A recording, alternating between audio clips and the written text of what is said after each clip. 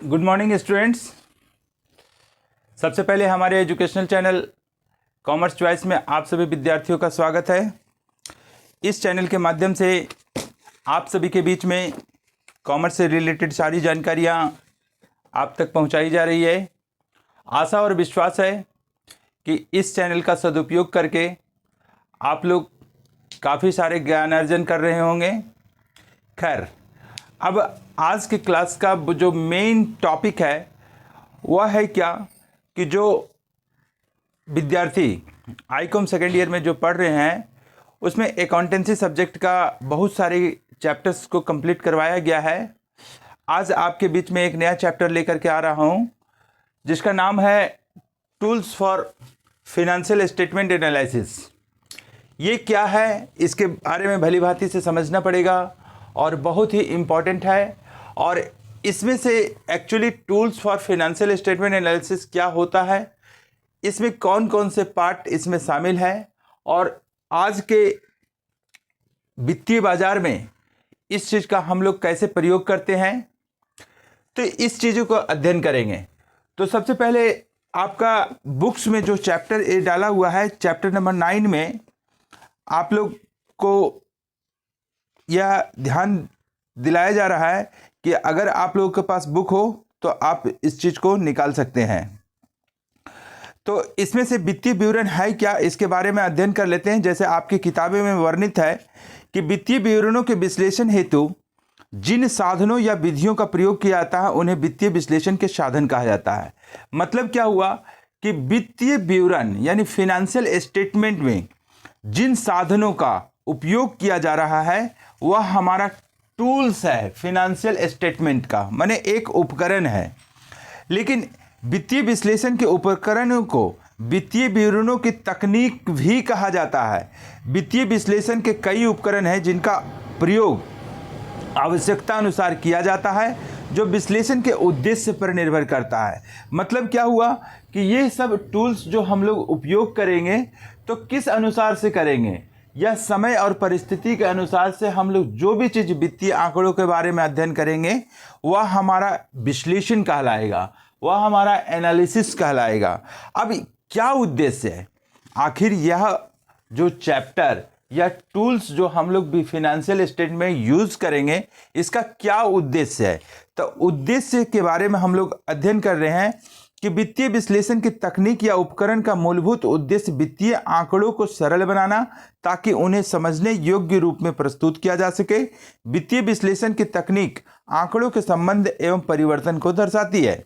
यह आपका किताब में वर्णित है, लेकिन आपको इस भाषा से समझिए कि जो भी आंकड़ा हमारे पास दिया हुआ रहता है फाइनेंशियल स्टेटमेंट के बारे में, तो उसको एक आसानी पूर्वक और एक सरलता पूर्वक सिंपल करके आंकड़े को प्रदर्शित करना है ताकि एक आम जन, एक आम आदमी इस आंकड़े को देख करके वह पता कर सके कि फाइनेंशियल पोजीशन उस व्यापार के संदर्भ में कैसा है।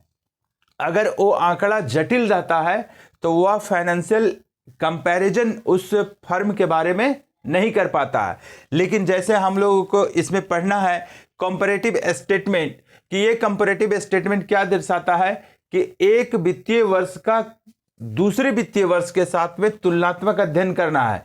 क्या मेरा कोई भी अगर सेल अमाउंट दिया हुआ है, रेवेन्यू फ्रॉम ऑपरेशन दिया हुआ है, तो वह हमारा इंक्रीज ऑर्डर में है या डिक्रीज ऑर्डर में है, यह व्यापारी जानना चाहता है। क्योंकि हर इंसान अगर किसी प्रकार का संस्था को जन्म देता है तो उसका प्रधान उद्देश्य होता है लाभार्जन करना, और लाभ के दृष्टिकोण से देखना चाहता है कि हमारी संस्था में जो प्रबंधन व्यवस्था है तो उसमें कहाँ कमियां हो रही है। अगर किसी प्रकार का कमी हो रही है तो उस चीज को दूर करना है। इसलिए वह पल पल पर अध्ययन करते रहता है, कि कंपेयर करते रहता है, तुलना करते रहता है कि कहाँ पर पोजीशन किस प्रकार का है। अगर कमी महसूस हो रही है तो उसको सुधार की आवश्यकता है।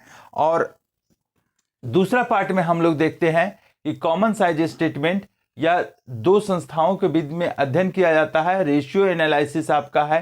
कैश फ्लो स्टेटमेंट है कि फंड में कैश का फ्लो कैसा है, फंड फ्लो स्टेटमेंट है। ट्रेंड एनालिसिस है और लास्ट 7 पॉइंट में ब्रेक इवन पॉइंट है। ये आपका बुक्स में जो है सब एक एक चैप्टर करके एनालिसिस करना है। आज आपका कंपैरेटिव स्टेटमेंट स्टार्ट होगा। तो कंपैरेटिव स्टेटमेंट में हम लोग क्या कहते हैं कि देखिए, आपका बुक्स में जो वर्णित है वह लिखा हुआ है कि जब दो या दो से अधिक अवधियों के वित्तीय विवरणों की मदों को साथ साथ इस प्रकार दिखाया जाए कि उनकी तुलना करके निष्कर्ष निकाला जा सके, तो ऐसे विवरणों को तुलनात्मक वित्तीय विवरण कहा जाता है। मतलब क्या हुआ इसका कि दो वित्तीय वर्ष लेना है और एक आइटम, एक मद जो हमारा है उसका एक वर्ष के साथ में दूसरे वर्ष का क्या पोजीशन हो रहा है, क्या अंतर हो रहा है, क्या वह वृद्धि की औसत पर है या डिक्रीज के वैल्यू पर है, मतलब कमी हो रही है कि ज़्यादा हो रही है, ये आपको परसेंटेज में करके दिखाना पड़ता है। अब यहाँ पर बात आता है क्या कि ये तुलनात्मक वित्तीय विवरण जो है उसमें से क्या उद्देश्य है इसका। तो तुलनात्मक वित्तीय विवरण में पहला उद्देश्य आपका क्या है कि व्यावसायिक संस्था के भविष्य का पूर्वानुमान लगाने के लिए वित्तीय विवरणों को तैयार करना रहता है कि वो फर्म का पोजीशन आज ये स्थिति में है, तो आज से 2 साल के बाद में क्या पोजीशन होगा, इसका फॉरकास्टिंग किया जाता है, मतलब पूर्वानुमान लगाया जाता है।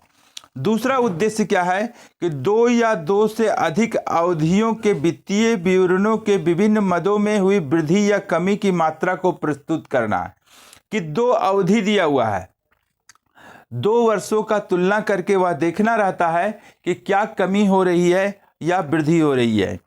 तीसरा उद्देश्य क्या है कि वित्तीय विवरणों के विभिन्न मदों में हुई वृद्धि को प्रतिशत के रूप में प्रकट करना है।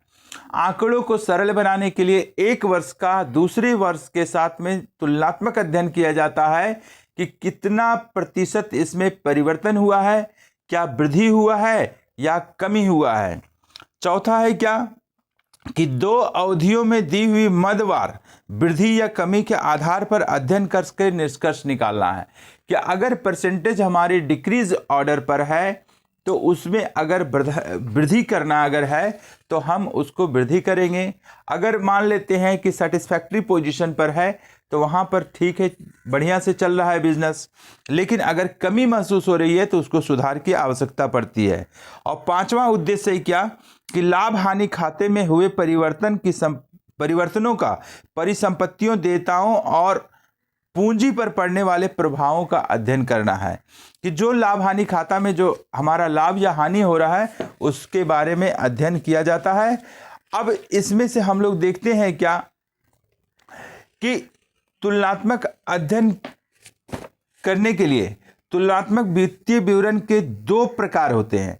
पहला कौन, comparative income statement,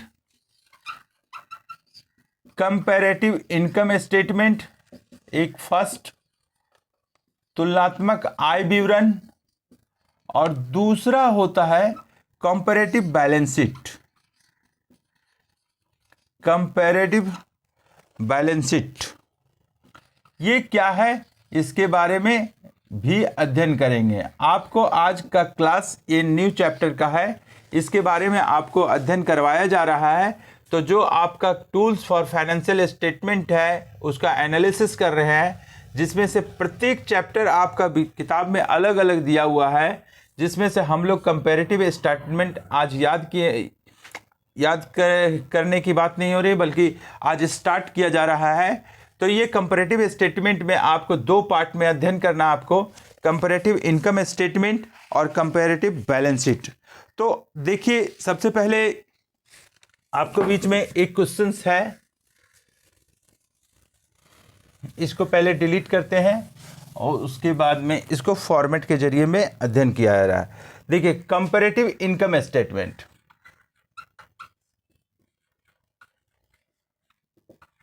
comparative income statement ऐसे करके फॉर्मेट आपको बनाना है। For the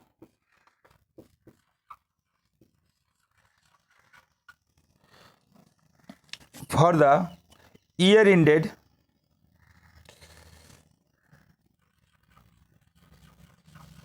31st March 31 March 2019 and 2020।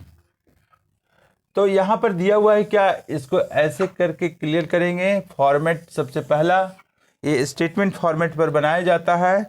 तो सबसे पहले इस जगह पर लिखिए आप, पार्टिकुलर्स का कॉलम है ये आपका पार्टिकुलर्स। दूसरा पॉइंट आपका हो गया 31/3/2019 दिया हुआ है और 31/3/2020 का दिया हुआ है। ये डाटा है आपका 31/3/2019, 31/3/2020। और यहाँ पर लिखिएगा absolute changes, absolute changes increase और डिक्रीज ऑर्डर में लिखा जाता है, और परसेंटेज ऑफ चेंजेज ये आपको प्रतिशत में दिखाना है। ये आपका रुपया में रहेगा, ये भी अमाउंट रुपया में रहेगा। यहाँ डेबिट और क्रेडिट का कोई मामला नहीं है। तो अब देखिए इस चीज़ को कि बोला हुआ है prepare comparative statement of the profit and loss from the following. Revenue from operation सबसे पहला यहाँ आ रहा है कि revenue from operation, revenue from operation कितना दिया हुआ है, 15 लाख। 31/3/2019 को दिया हुआ है 15 लाख, और 31/3/2019 को 15 लाख नहीं बल्कि 10 लाख है, और 31/3/2020 को हो जा रहा है 15 लाख।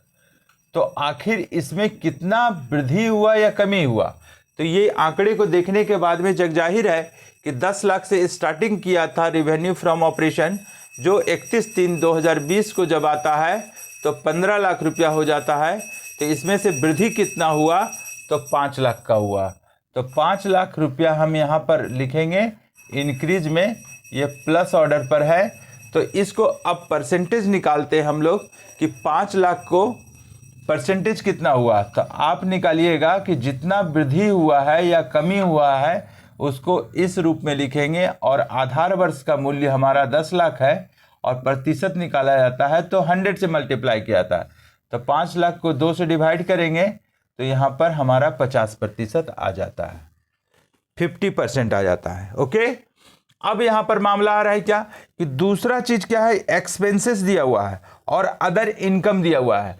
तो जो आय हमारा 10 लाख हुआ था, इसमें से हम लोग क्या करेंगे कि अदर इनकम को हम लोग ऐड करेंगे।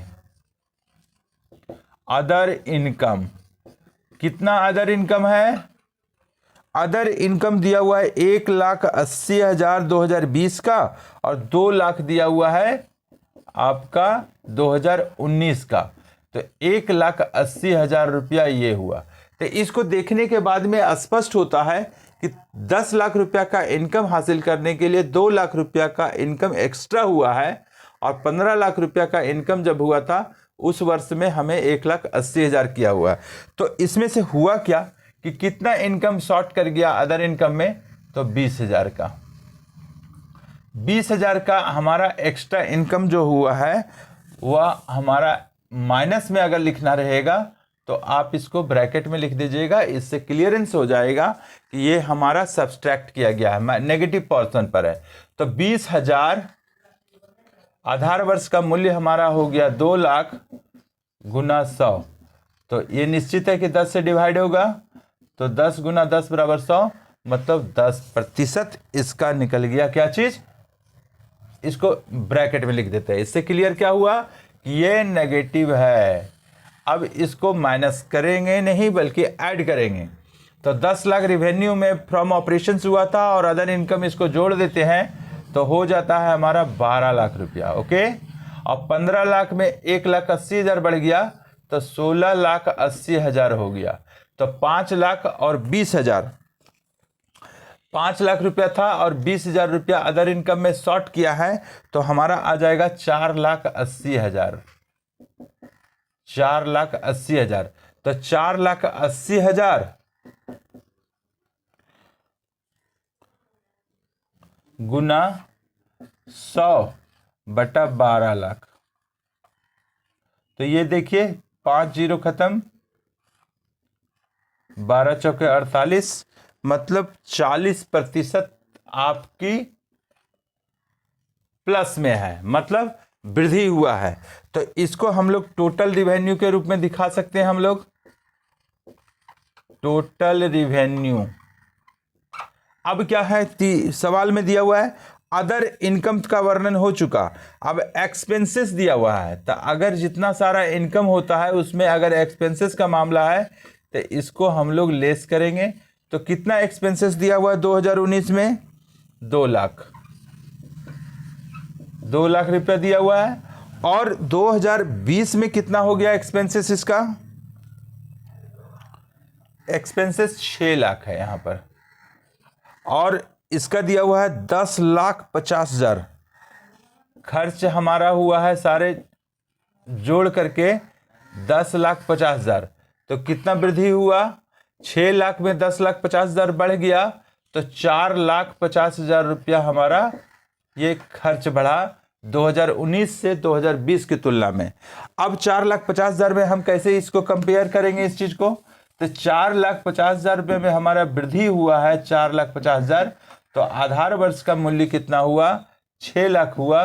गुण प्रतिशत निकाल रहे हैं इसलिए 100 से डिवाइड करेंगे तो ये 4 जीरो ये कैंसिल, 4 जीरो ये कैंसिल, तो 20 तिया 60, 20 25 100, 3 से करेंगे 15 तिया 45, माने 75% आपका जो है सो हमारा खर्च हुआ है। किसके अनुपात में? 6 लाख से 10,50,000 हो गया, तो कि 4,50,000 रुपये खर्च मेरा एक्स्ट्रा बढ़ गया है, मैंने 75% जो हमारा है सो 2019 की तुलना में 2020 में 75% खर्च मेरा ज़्यादा है। अब हम माइनस करेंगे, 12 लाख में 6 लाख घट गया तो बचा कितना? 6 लाख बच गया।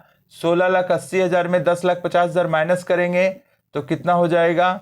तो 6,30,000। अब कितना बढ़ा?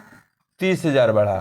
तो 30,000 को फिर डिवाइड कीजिए आप इस चीज को, तो 30,000 बटा 6 लाख गुना 100, तो 4 जीरो कैंसिल, 4 जीरो कैंसिल, 20 तिया 60, 20 25 100, मतलब 5% आपका ये हुआ। इससे क्या हुआ इंटरप्रेट करिएगा तो एनालिसिस कीजिएगा तो क्या इसे करेंगे हम लोग कि 6 लाख रुपया जो हमारा है वह हमारा जितना सारा रिवेन्यू को एक्सपेंसेस घटाने के बाद आया 2020 में यही चीज हो गया 6,30,000, माने 30,000 का हमारा प्लस हुआ। तो अब इस चीज को देखना क्या है कि जो चीज आंकड़ा जो आया हुआ है एक्सपेंसेस के बाद ये क्या कहलाएगा? Profit before tax. Profit before tax माने टैक्स देने के पहले ये आंकड़ा आ चुका है आपका, टैक्स देने के पहले। तो यही आपको एनालिसिस करना है। आपको एक वर्ष का अध्ययन दूसरे वर्ष के साथ में कैसे तुलना किया जाए इसके बारे में स्पष्ट किया गया है कि ये रेवेन्यू फ्रॉम ऑपरेशन आया, अदर इनकम को हम लोग जोड़ दिए, टोटल रिवेन्यू आया, टोटल रिवेन्यू में एक्सपेंसेस घटा दिए तो हमारा प्रॉफिट बिफोर टैक्स आया हुआ। ये आपका क्वेश्चन नंबर 1 है।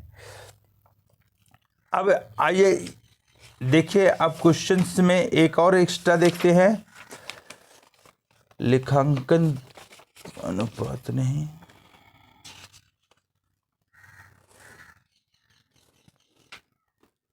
देखिए इसको मैं डिलीट कर रहा हूं। देखते हैं अगले क्वेश्चंस को।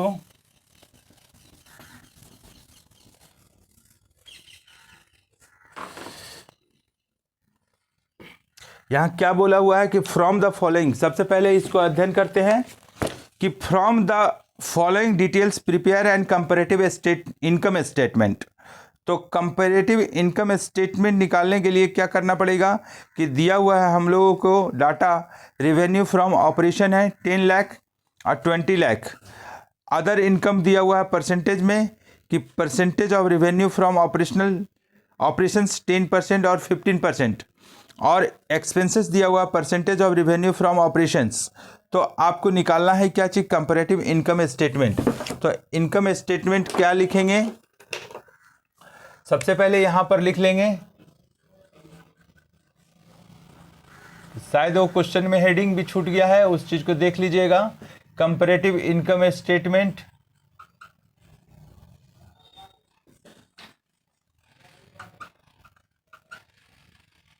फॉर द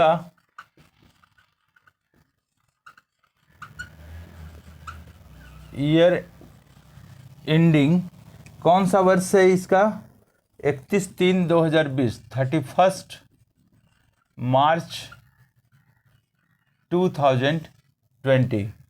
तो 2020 का मतलब क्या हुआ कि 31 मार्च 2020 का तुलना 31 मार्च 2019 के साथ किया जा रहा है।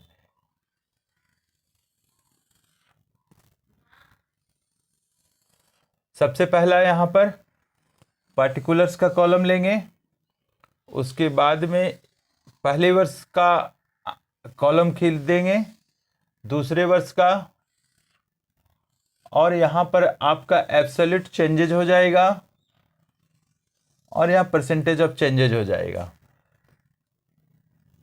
अब इसको पहले लिख लेते हैं। यहां पर डेबिट और क्रेडिट का कोई मामला नहीं है। पार्टिकुलर्स 31 मार्च 2019, 31 मार्च 2020, एब्सोल्यूट चेंजेज, या हम ब्रैकेट में लिख सकते हैं हम लोग परसेंटेज इंक्रीज और डिक्रीज, और यहाँ पर लिख सकते हैं percentage of increase and decrease, या लिख सकते हैं परसेंटेज ऑफ चेंजेज। ये पूरा आंकड़ा जो है चेंजेज, तो यहाँ पर हमें रुपीज़ नहीं लिखना पड़ेगा बल्कि प्रतिशत। ये आपका रुपया में आएगा, ये भी आपका रुपया में दिखाया जाएगा और ये भी दिखाया जाएगा रुपया में।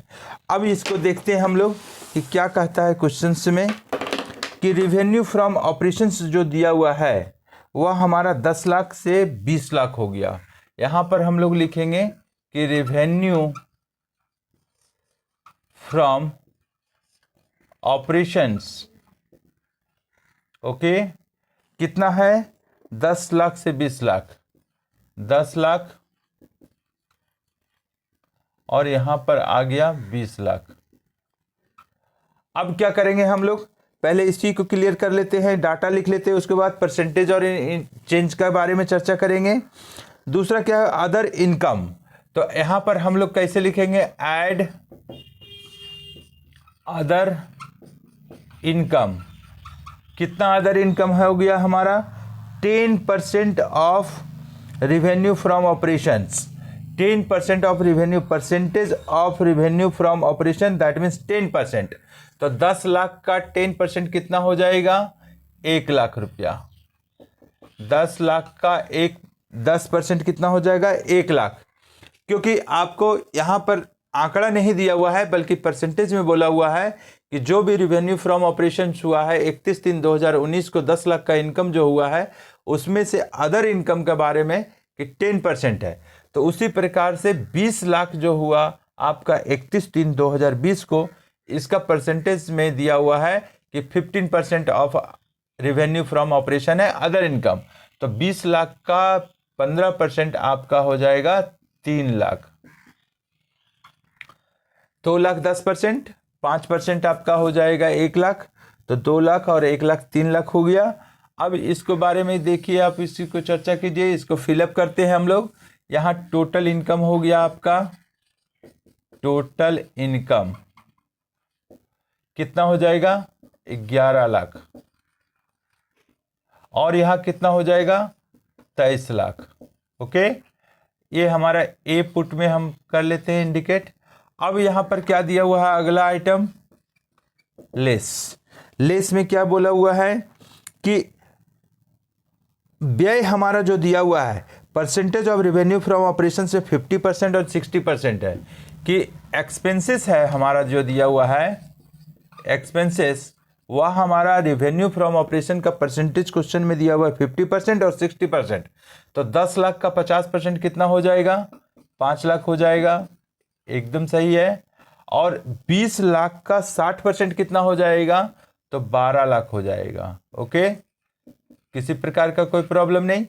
अब यहाँ पर बात आता है क्या कि इसको आंकड़ा भी के बारे में भी अध्ययन करना है और यहाँ पर आपको निकालना भी है, ये टोटल इनकम में एक्सपेंडिचर को घटा दिया जाएगा। तो 11 लाख में 5 लाख घट गया तो आ गया 6 लाख, और 23 लाख में 12 लाख घट गया तो आपका आ जाएगा 11 लाख रुपया। ओके, अब देखिए ये डाटा आपको मिल चुका है, कंपेयर अभी तक नहीं किया गया है, लेकिन हम सारे चीज़ को फॉर्मेट में अच्छी तरीके से लिख दिए हैं। और यहाँ पर आ जाता है profit before tax, profit before tax, PAT भी बोला जाता है इसको, PAT, इसको शॉर्ट में भी लिख सकते हैं, profit before tax, after tax नहीं, बिफोर टैक्स, PBT। अब यहाँ पर 10 लाख, जैसे आप समझिए 10 लाख है हमारा 31/3/2019 में, सेल करने के बाद में जो पैसा हमें हासिल हुआ वह 10 लाख है।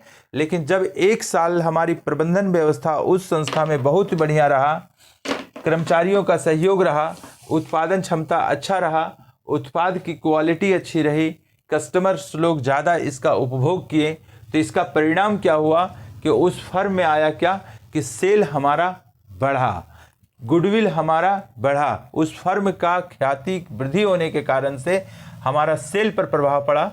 और सेल पर प्रभाव क्या पड़ा, तो 10 लाख जो था हमारा एक साल के बाद में हमारा 20 लाख हो गया, माने जस्ट डबल। इससे क्या क्लियरेंस होता है कि उस फर्म में, उस बिजनेस का पोजीशन बहुत ही बढ़िया है, लोग अच्छे हैं, प्रबंधकीय क्षमता अच्छा है, कैपिटल पोजीशन अच्छा है, और लोग तकनीकी प्रयोग किया जा रहा है, सारी चीज़ें को होने के बाद तो इससे क्लियरेंस यही होता है कि सेल उसका बढ़ गया है। तो कितना बढ़ा, तो 10 लाख बढ़ा, कितना बढ़ा, 10 लाख बढ़ा। तो अब इसको परसेंटेज निकालते हैं कि 10 लाख बटा 10 लाख गुना 100, तो इसका मतलब हुआ कि 100% आपका प्लस हो गया, 100% आपका रेवेन्यू फ्रॉम ऑपरेशन जो है सो प्लस हो गया। कि 10 लाख एक वर्ष में हम इनकम किए हुए थे, रेवेन्यू प्राप्त किए हुए थे, जो हमारा रेवेन्यू अगले वर्ष में हमारा 10 लाख और प्लस हो गया, मतलब 20 लाख हो गया। इस डाटा को देखने के बाद में, लोग देखने के बाद में स्पष्ट ये जान सकेंगे कि 100% यहाँ देखा तो निश्चित है कि उस व्यापार का पोजीशन बहुत ही बढ़िया है, उसमें से प्रबंधकीय क्षमता अच्छी है, गुणवत्ता अच्छी है उत्पाद की, जिसके कारण से वह सेल बढ़ा। अगर किसी सामान की गुणवत्ता अच्छी नहीं रहती है तो उसका सेल अच्छा नहीं होता है, और सेल जब अच्छा नहीं होता है तो उसका इनकम भी बड़ा होने की आशा कम रहती है। अब अदर इनकम, एक्स्ट्रा इनकम और क्या बढ़ा, जब 10 लाख का रेवेन्यू फ्रॉम ऑपरेशन हमारे पास में था 31/3/2019 को, तो उस समय हमारा 1 लाख रुपया का अदर इनकम हुआ। लेकिन जब 20 लाख हो गया तो हमारा अदर इनकम 3 लाख हो गया। तो कितना वृद्धि हुआ, 2 लाख। अब इसमें से 2 लाख बटा 1 लाख गुना 100, तो हमारा कितना परसेंटेज बढ़ा, हमारा 2 लाख बटा 1 लाख गुना 100, राइट। यहाँ पर हमारा 100 2 से कट जाएगा, मतलब 200%। कितना बढ़ा हमारा, 200%। इससे क्लियर क्या हुआ कि व्यापार का पोजीशन बढ़िया चल रहा है, रेवेन्यू फ्रॉम ऑपरेशंस में वृद्धि हुआ, तो निश्चित है कि हमारा अदर इनकम भी बढ़ा, माने 200% इनकम हमारा और बढ़ गया है। तो अब देखते हैं इसको कि 11 लाख में 23 लाख, 11 लाख में 23 लाख, 11 लाख हमारा टोटल इनकम आया 31/3/2019 को, और 31/3/2020 को बढ़ करके हमारा 23 लाख हो गया, जिसके कारण से हमें 12 लाख की वृद्धि हुई। कितनी वृद्धि हुई, 12 लाख रुपया का वृद्धि हुआ। तो हम इसको कैसे निकालेंगे कि 12 लाख, डायरेक्ट जीरो को कैंसिल कर देते हैं, तो 12 बटा 11 गुना 100। अब इसको निकालिएगा तो 1200 को हम डिवाइड करते हैं 11 से, तो समथिंग हमारा कितना आ जाएगा, 109.09 ये हमारा डाटा आ जाएगा। इससे क्लियर क्या हुआ कि हमारा 31/3/2019 को जो 11 लाख हमारा टोटल इनकम था, वह हमारा 31/3/2020 को 23 लाख हो गया। मतलब वृद्धि हुआ कितना, एब्सोल्यूट चेंजेस कितना किया, 12 लाख का इंक्रीज किया। तो प्रतिशत में देखा जा रहा है कि टोटल इनकम 109.09% हमारा वृद्धि हुआ, जो व्यापार के लिए अच्छा पोजीशन है। अब देखते हैं एक्सपेंसेस का एनालिसिस करते हैं कि जब हमारे 31/3/2019 को 5 लाख रुपया एक्सपेंसेस हुआ, खर्च हुआ, तो निश्चित है कि रेवेन्यू हमारा बढ़ेगा तो खर्च भी बढ़ेगा। तो 5 लाख के अपेक्षा 12 लाख हो गया, तो कितना वृद्धि हुआ हमारा? 7 लाख का वृद्धि हुआ। क्या चीज में वृद्धि हुआ? आय में वृद्धि हुआ कि व्यय में? तो व्यय में वृद्धि हुआ। तो 7 लाख बटा 5 लाख, 0 0 कैंसिल कर देते हैं हम यहाँ पर, रफ वर्क कर रहे हैं, 20-25 मतलब 140% जो हमारा है, 140% जो हमारा है वह हमारा एक्सपेंसेस में वृद्धि हुआ। क्यों वृद्धि हुआ? क्योंकि इसलिए कि रेवेन्यू फ्रॉम ऑपरेशन जो है तो हमारा जस्ट यहाँ पर डबल हो गया था, 100% वृद्धि हो गया था। तो इस चीज को हासिल करने के लिए खर्च भी हमें थोड़ा सा बढ़ाना पड़ता है, तो हमें 140% खर्च हमारा बढ़ा हुआ है। अब देखते हैं क्या कि गवर्नमेंट को टैक्स देना है, तो टैक्स किस रकम में देने पड़ेगा वो भी देखना पड़ेगा। लेकिन ये जो आइटम जो निकला हुआ है कि जैसे 2019 में 11 लाख में 5 लाख रुपया घट गया है, तो बचा कितना? 6 लाख। तो 6 लाख में हमारा प्रॉफिट बिफोर टैक्स है, इसमें किसी प्रकार का टैक्स हम गवर्नमेंट को नहीं दिए हुए हैं। और उसी प्रकार से 23 लाख रुपया हमारा यहाँ पर टोटल इनकम था, एक्सपेंसेस हमारा 12 लाख है, तो 11 लाख रुपया जो हुआ हमारा प्रॉफिट बिफोर टैक्स। तो इस साल के अपेक्षा इस साल में कितना वृद्धि हुआ? तो 5 लाख का वृद्धि हुआ। तो हम अब परसेंटेज निकालते हैं, तो 5 लाख बटा 6 लाख गुना 100, 5 लाख बटा 6 लाख गुना 100, तो कितना हो जाएगा इसका? 5 से करेंगे अगर बाय द वे तो 500, इसको छोटा रकम में कर देते हैं हम इसको, तो 250 बटा 3, 3 × 24 और 3 × 9 माने 83.33, इसका निकल गया हमारा 83.33%। ऐसे नहीं लिख सकेंगे, माने ऐसे नहीं लिखा जाता है। क्यों नहीं लिखा जाता है? क्योंकि प्रतिशत हम ऊपर में दिखा चुके हैं, ये सारा परसेंटेज में है। अगर हम ऊपर शो नहीं करेंगे तो हम प्रतिशत में लिख सकते हैं अच्छी तरीके से। तो इस सवाल को अध्ययन करने के बाद, इस चीज को देखने के बाद में क्या क्लियरेंस हुआ कि कंपैरेटिव इनकम स्टेटमेंट का एक ही मामला है कि जो भी सेल अगर रहता है, जो भी सेल, वह सेल में अदर इनकम को जोड़ दिया जाता है तो हमारा टोटल इनकम आता है। टोटल इनकम में एक्सपेंसेस को घटा दिया जाएगा, वह हमारा पीबीटी यानी प्रॉफिट बिफोर टैक्स आ जाएगा। और यहाँ पर डाटा आप इनपुट करने के बाद में आप एब्सोल्यूट चेंजेस निकालिएगा, इंक्रीज और डिक्रीज। तो यहाँ पर इस सवाल में रेवेन्यू फ्रॉम ऑपरेशन में 10 लाख रुपए का इंक्रीज हुआ है, जो परसेंटेज के अनुसार से देखा जा रहा है तो वृद्धि 100% है। और अदर इनकम में क्या है कि 1 लाख से 3 लाख हो गया, तो 2 लाख रुपया का वृद्धि हुआ। तो 2 लाख का वृद्धि हुआ तो कितना वृद्धि हुआ, कितना प्रतिशत में वृद्धि हुआ? तो 200% में वृद्धि हुआ। तो ये 200% के बाद में जब टोटल इनकम भी आता है तो यहाँ 109.09% इसका वृद्धि हुआ है। एक्सपेंसेस में भी वृद्धि हुआ है, तो एक्सपेंसेस कितना है हमारा? 5 लाख से 12 लाख है। तो 5 लाख से 12 लाख है, इसका मतलब 7 लाख का वृद्धि हुआ। तो 7 लाख में इसको करेंगे 7 लाख बटा 5 लाख गुना 100, तो 140% का वृद्धि हुआ एक्सपेंसेस। और प्रॉफिट बिफोर टैक्स में 6 लाख से 11 लाख हो गया, मतलब 5 लाख का वृद्धि हुआ। 83.33% जो हमारा जो है सो वृद्धि हुआ। तो एक नया इंसान, एक नया व्यक्ति अगर इस फर्म के बारे में देखता है कि इसका कंपैरेटिव इनकम स्टेटमेंट किस अनुसार से इनकम इसका चल रहा है, तो इनकम को देखने के बाद में क्या वह अन्वेषण करता है कि वो फर्म में 100% का रेवेन्यू आया तो उसका 200% इनकम बढ़ गया, मतलब निश्चित है कि उस फर्म में अच्छा पोजीशन होगा तभी तो इनकम भी बढ़ा।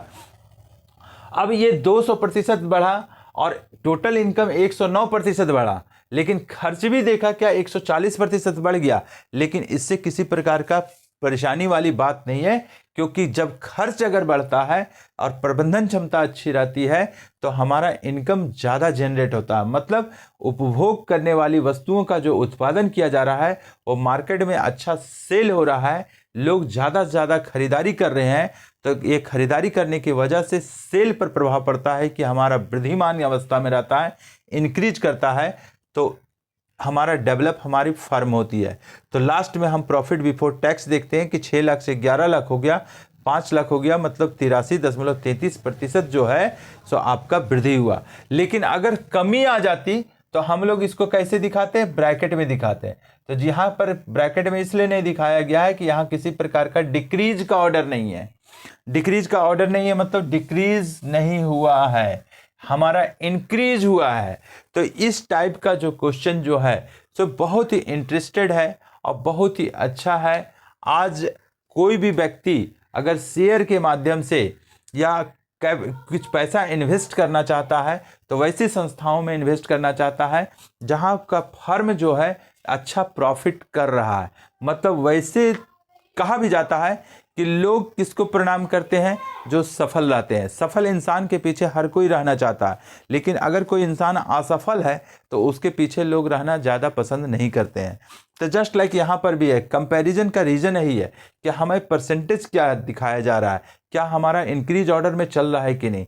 अगर डिक्रीज चल रहा है तो कहाँ कमियाँ हो रही है उसको दूर करना ज़्यादा बेहतर होता है, क्योंकि लाभ को पहुँचाना एक फर्म के लिए बहुत ही आवश्यक है।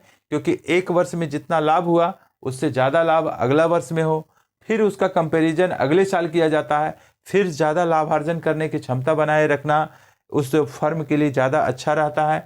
तो इस चैप्टर में हम लोग यही चीज़ अध्ययन किए कि कंपैरेटिव इनकम स्टेटमेंट कैसे बनाया जाता है। इसका फॉर्मेट भी आपको दिया हुआ है और आप इस सवाल को इस तरीके से, आपका सवाल आज आपको 2 सवाल बताए हुए हैं, कुछ सवाल आपका आगे आप आसानी पूर्वक बना सकते हैं। तो आज का क्लास बस इतना ही। Okay, thank you.